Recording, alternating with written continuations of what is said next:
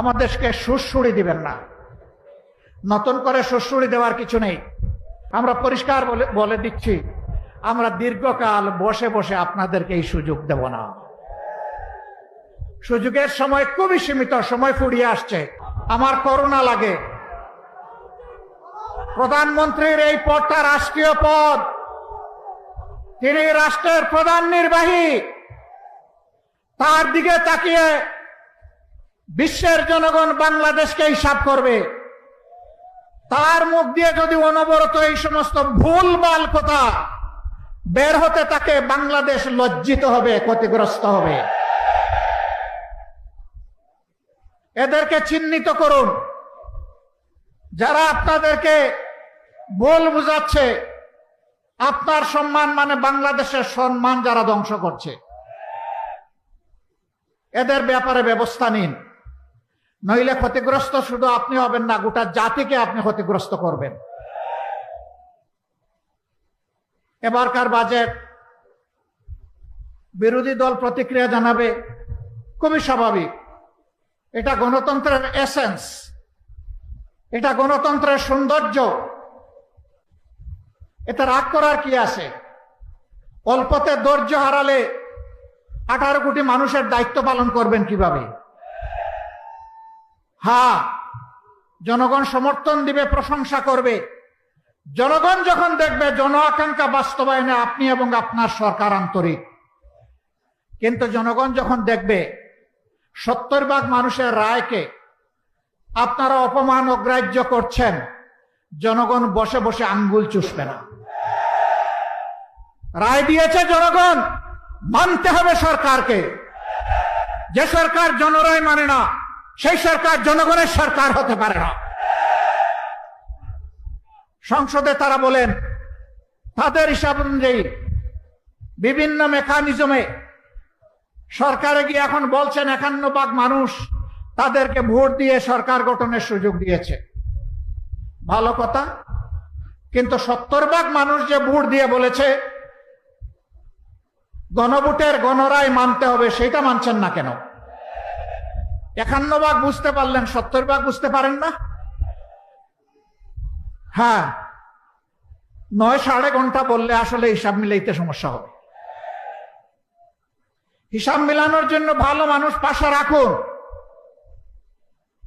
জাতিকে নেতৃত্ব দেওয়ার জন্য, যাদের অন্তরে দেশপ্রেম আছে, মানবতাবোধ আছে, চরিত্র যাদের উন্নত, যারা চাঁদাবাজদের ফাঙ্গিদার নয়, তাদেরকে বসান।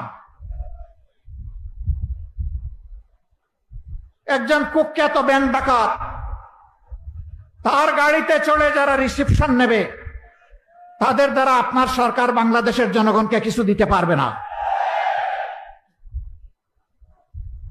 প্রিয় দেশবাসী, আমরা চেয়েছিলাম জনগণের সকল সমস্যার সমাধান সংসদে হোক। সরকার চায়নি, আমাদেরকে তারা ঠেলে দিয়েছে জনগণের কাতারে। যদি গণভোটের রায় মেনে নেওয়া হতো, আজকের এই বিভাগীয় সমাবেশের প্রয়োজন হতো না। এতগুলো মানুষকে ত্যাগ স্বীকার করে এখানে আসতে হতো না। আপনারাই বাধ্য করেছেন। সংসদে আমরা এই দাবি উত্থাপন করেছিলাম, আলোচনা হয়েছে, আপনারা ফেলে দিয়েছেন, জনগণকে অপমান করেছেন। আমরা সেদিনে বলেছিলাম সংসদে কথা বলতে মাননীয় স্পিকারের অনুমতি প্রয়োজন হয়, মাননীয় স্পিকারের রুলিং এর প্রয়োজন হয়। যেহেতু এখানে আমরা সুবিচার পাইনি, আমরা এখন জনগণের সংসদে চলে যাচ্ছি। জনগণের বিষয় এখন জনগণের কাছে পেশ করব, সেখানে কোনো স্পিকারের অনুমতির প্রয়োজন হবে না। সেখানে মন খুলে কথা বলবো, জনগণ সিদ্ধান্ত নেবে আগামীতে তারা কি ফয়সালা দেবে। একটা স্বাধীন সার্বভৌম দেশ, সীমান্তে কি হচ্ছে আপনারা জানেন। আমরা নোটিশ দিয়েছি এই বিষয়ে আলোচনা করার জন্য। আমাদের নোটিশ নিয়ে টাল বাহনা করা হচ্ছে। ভয় কিসের? কারে ভয় করেন? কারে খুশি করতে চান? কার হয়ে দেশ পরিচালনা করতে চান? যদি বাংলাদেশের জনগণের সরকার হয়ে থাকে, তাহলে এই ধরনের ইস্যু সংসদে আলোচনা করতে দিতে হবে। আমরা আলোচনা সংসদে করব না উত্তেজনা বৃদ্ধির জন্য, আমরা আলোচনা করব বাংলাদেশের স্বাধীনতা এবং সার্বভৌমত্বকে সুসংহত করার জন্য। এটি আমাদের উপর অর্পিত পবিত্র দায়িত্ব। কিন্তু যদি আমাদেরকে এই আলোচনার সুযোগ থেকে বঞ্চিত করা হয়, তাহলে মনে রাখবেন, মুষ্টিমেয় বিজিবি যাদের হাতে সরকারের দেওয়া অস্ত্র আছে, তাদের পাশে আজকে যেভাবে হাজার হাজার জনগণ নিরস্ত হয়ে বুক পেতে দিয়ে নিজের সীমানা রক্ষার জন্য এগিয়ে গিয়েছে, 18 কোটি মানুষ এইভাবে কারো হাতে বাংলাদেশ ইজারা দেবে না।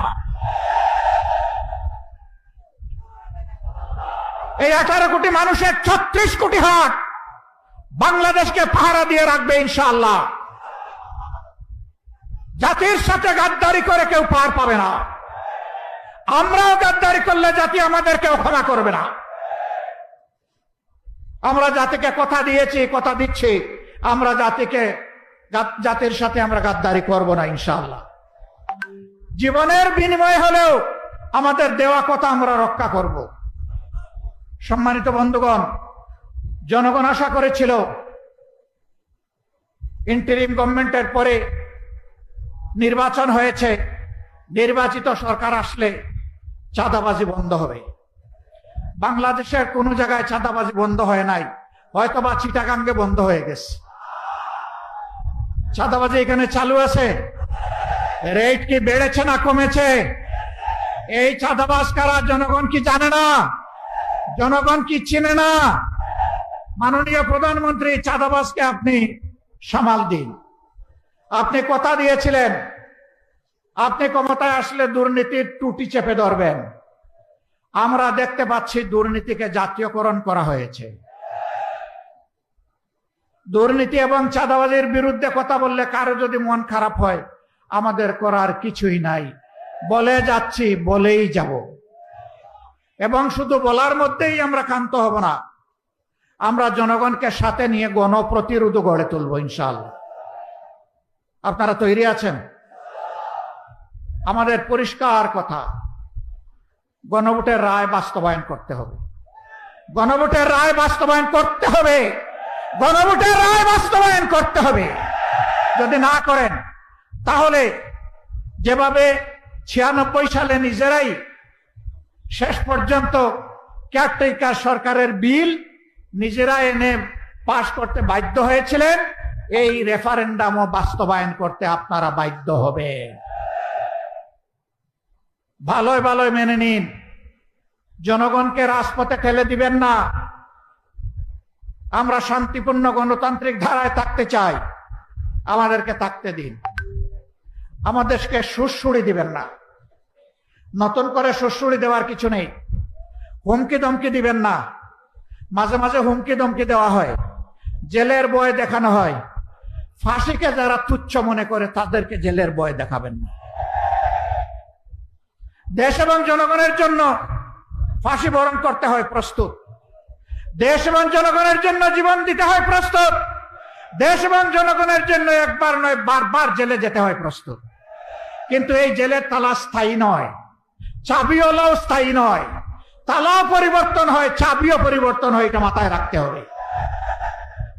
একদল ফ্যাসিবাদ কায়েম করতে গিয়ে বনে জঙ্গলে আশ্রয় নিয়েছে, খাল বিল নদী নালা দিয়ে পালিয়ে গিয়েছে। আপনারা কোন দিকে যাবেন? আমরা চাই না আপনাদের এই পরিণতি হোক। আমরা চাই না একটার পর একটা গণবিরোধী সিদ্ধান্ত নিয়ে দেশ এবং জনগণের ক্ষতি আপনারা করুন। আমরা পরিষ্কার বলে দিচ্ছি, আমরা দীর্ঘকাল বসে বসে আপনাদেরকে এই সুযোগ দেব না। সুযোগের সময় খুবই সীমিত, সময় ফুরিয়ে আসছে। এই সময়ের ভিতরে যদি পরিবর্তন হয়ে যান, আপনাদেরকে অভিনন্দন জানাবো। যদি পরিবর্তন না হন, তাহলে আপনাদেরকে আপনাদের পরিণতি গুনার জন্য প্রস্তুত থাকতে হবে।